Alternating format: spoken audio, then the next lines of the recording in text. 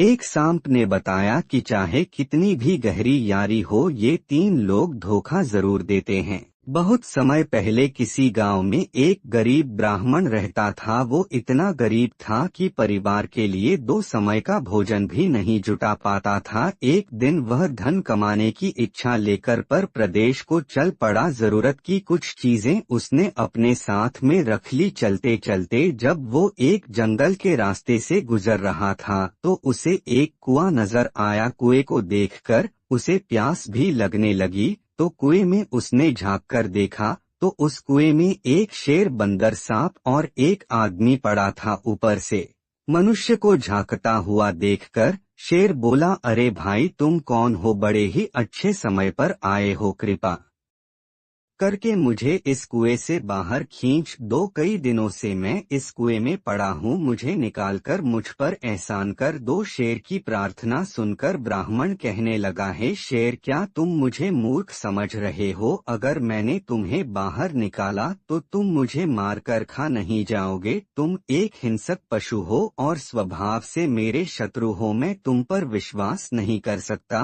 तब शेर बोला, अरे भले आदमी, मैं खुद मुसीबत का मारा हूँ, मैं तुम्हें भला नुकसान क्यों पहुँचाऊंगा? तुम मुझसे बिना कारण ही डर रहे हो। शेर के बार बार प्रार्थना करने पर उस गरीब ब्राह्मण को उस पर दया आ गई और सोचने लगा, आखिर परोपकार ही पुण्य का काम होता है।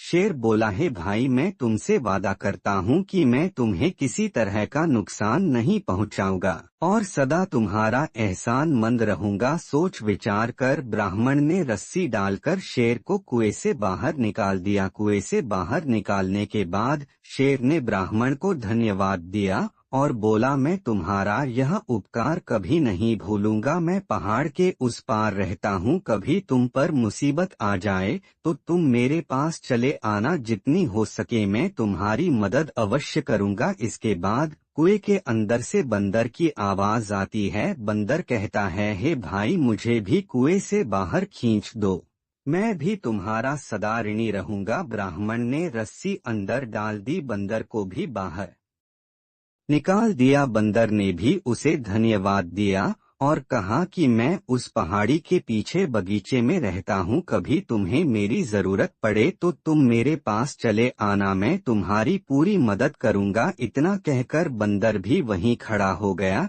तभी कुएं के अंदर से सांप ने आवाज लगाई, है ब्राह्मण देवता, जिस तरह से आपने शेर और बंदर को बाहर निकाला है, मुझे भी बाहर निकालकर मुझ पर भी एक उपकार कर दो। तब ब्राह्मण बोला, ना बाबा ना, तुम तो एक सांप हो, कहीं मुझे काट लिया तो? सांप बोला, अरे भाई, कैसी बातें कर रहे हो? क्या कोई अपने मददगार को भी नुकसान पहुंचा सकता है? ब्राह्मण बोला, है सर्प, मैं तुम पर यकीन नहीं कर सकता। सर्प ने बहुत विनती की कि देखो, तुम मुझे निकाल दो, मैं तुम्हें नहीं काटूंगा। ब्राह्मण ने दयावश सर्प को भी बाहर निकाल दिया। सर्प ने भी ब्राह्मण का खूब धन्यवाद दिया। सर्प ने कहा, ही भाई, अगर तुम्हें कभी किसी मुसीबत का सामना करना पड़े तो तुम मुझे याद कर लेना, मैं उसी क्षण तुम्हारे पास आकर तुम्हारी सहायता करूंगा। ब्राह्मण ने कहा, ठीक है, ऐसा समय आएगा तो मैं तुम्हें जरूर याद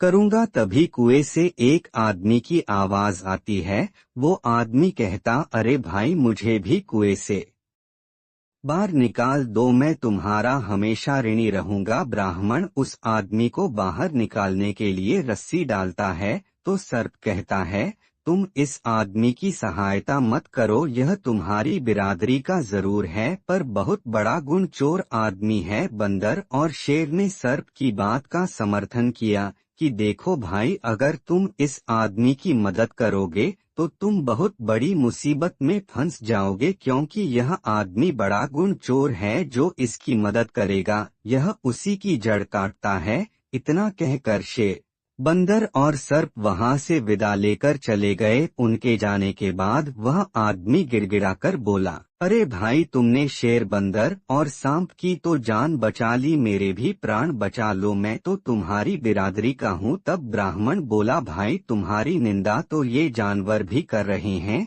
इससे लगता है कि तुम अच्छे आदमी नहीं हो, मैं तुम्हारी कोई मदद नहीं करूँगा। वह आदमी, अरे भाई तुम उन जानवरों की बात में न आओ और मेरी मदद करो। वह आदमी बहुत रोया, चिल्लाया और गिड़गिड़ाया तो ब्राह्मण को उस पर दया आ गई। ब्राह्मण ने सोचा चलो निकाल देते हैं। ब्राह्मण ने उस आदमी को भी कुएं से बाहर निकाल दिया। उस आदमी ने ब्राह्मण को बहुत धन्यवाद दिया और बोला, हे भाई तुमने मुझ पर जो उपकार किया है उसे मैं 7 जन्मों तक नहीं भूलूंगा। फिर ब्राह्मण कहता, अरे भाई इसमें उपकार जैसी क्या बात है, इंसान ही इंसान के काम आता है, लेकिन तुम कौन हो? तब वह आदमी ब्राह्मण को अपना परिचय देता है, हे भाई मैं एक गरीब सुनार हूँ, पास के ही गांव में रतनपुरा में रहता हूँ। कभी भी मेरे योग्य कोई सेवा हो तो मेरे घर जरूर पधारना। इतना कहकर वह भी चला गया। उस आदमी के जाने के बाद ब्राह्मण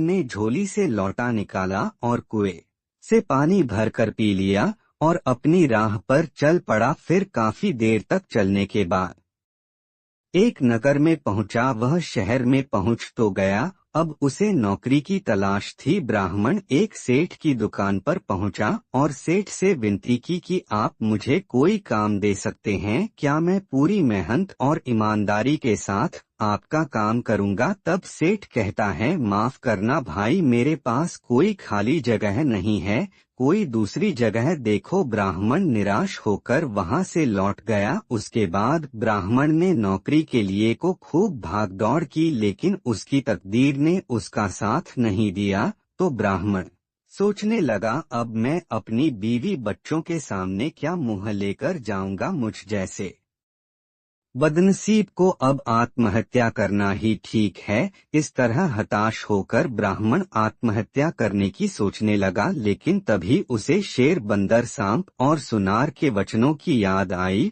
और उसने सोचा क्यों न एक बार इन्हें भी आजमा के देख लिया जाए, शायद वे मेरी कुछ मदद कर सके। वो आत्महत्या का विचार छोड़कर सबसे पहले बंदर के पास पहुंचा। बंदर ने दिल खोलकर उसका स्वागत किया और खूब वृक्ष से तोड़कर मीठे मीठे फल खिलाए। बंदर ने कहा, तुम कभी भी मेरे घर चले आना, यहाँ हमेशा तुम्हारा स्वागत होगा। ब्राह्मण ने बंदर से कहा, है बंदर भाई, मैं जंगल के राजा शेर से मिलना चाहता हूँ, क्या तुम मुझे उसका पता बता सकते हो? तब बंदर कहता, हाँ क्यों नहीं, तुम पहाड़ी के नीचे चले जाओ, पहाड़ी के उस पार में सबसे पहले शेर की ही गुफा मिलेगी। इतना सुनकर ब्राह्मण वहां से चला गया और शेर की गुफा के पास पहुंचा। जब ब्राह्मण शेर के पास पहुंचा तो शेर खुशी से उसका स्वागत करने के लिए आगे आया और बोला, तुम्हें देखकर मुझे बहुत खुशी हुई, बोलो मैं तुम्हारी क्या सेवा करूं? तब ब्राह्मण कहता है, हे भाई मैं बहुत गरीब हूं,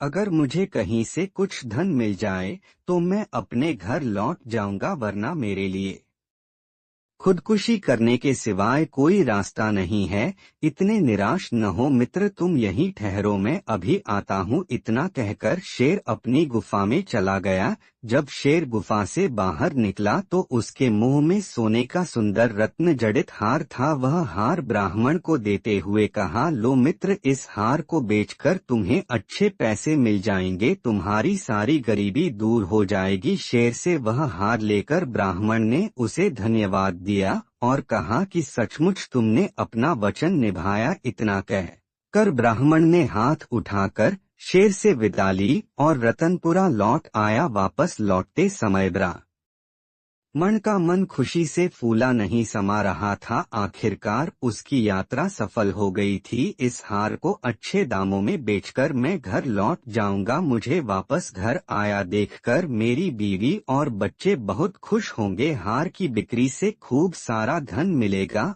अब हम सुख से दिन बिताएंगे। ब्राह्मण सोचता हुआ चला जा रहा था, फिर सोचने लगा कि मैं इस हार को कहाँ बेचूं। अचानक उसे सुनार की याद आई जिसे को उसने कुएं से निकाला था। सोचने लगा, मैंने उसकी जान बचाई थी, वह इस मामले में मेरी सहायता जरूर करेगा। ब्राह्मण ने सुनार की मदद लेने का निश्चय लिया और रतनपुरा पहुंचकर सीधा सुनार के घर पहुंच गया। सुनार ने देखा तो उसका दिल खुश हो गया और कहा, आओ मित्र, कैसे आना हुआ? तो ब्राह्मण ने जवाब दिया कि मैं तुम्हारे पास एक जरूरी काम से आया हूँ। तो सुनार कहता है, हाँ मित्र, कहो, मैं तुम्हारे किस काम में आ सकता हूँ? तो ब्राह्मण बोला, हे भाई, मेरे पास एक हार है और मैं चाहता हूँ कि तुम इसे अच्छे दामों में बिकवा दो। इतना कहकर ब्राह्मण ने अपनी जेब से हार निकालकर उस सुनार के हाथ में थमा दिया। हार देखकर वह सुनार सोचने लगा,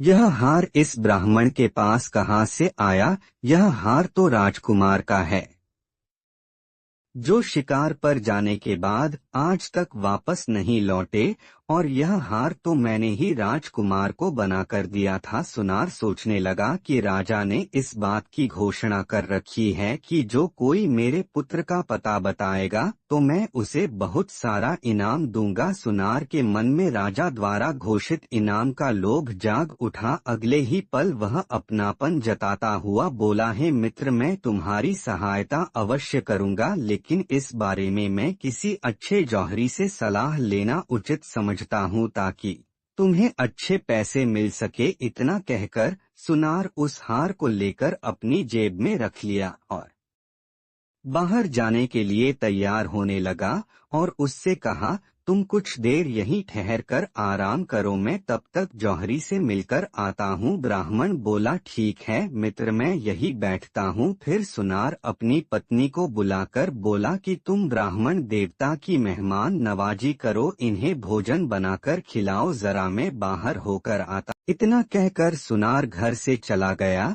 और सीधा राज दरबार में पहुंचा और राजा को प्रणाम करते हुए बोला, महाराज, मैं आपसे एक विशेष काम से मिलने के लिए आया हूँ। तब सुनार राजा को हार सौंपते हुए बोला, यह वही हार है जिसे राजकुमार के लिए स्वयं मैंने अपने हाथों से बनाया था। एक आदमी इसे बेचने के लिए मेरे पास आया है, मैं उस आदमी को अपने घर पर बिठाकर आया हो। हार को देखते ही राजा पहचान गया, जरूर वही मेरे बेटे का हत्यारा होगा। राजा क्रोध में बबूला हो गया और कहने लगा, कौन है वह शैतान जिसने मेरे बेटे की हत्या कर दी और उसका यह हार चुराया? तब सुनार कहता है, राजन, वो एक गरीब ब्राह्मण है, वो अभी मेरे घर पर बैठा हुआ है। राजा गुस्से में पागल होते हुए सेनापति को आदेश दिया कि सुनार के घर जाकर उस आदमी को तुरंत पकड़कर लाओ। सेनापति ने तुरंत कुछ सैनिक ले जाकर सुनार के घर से उस ब्राह्मण को पकड़ लिया और राजा के दरबार में पेश कर दिया। राजा ने आदेश दिया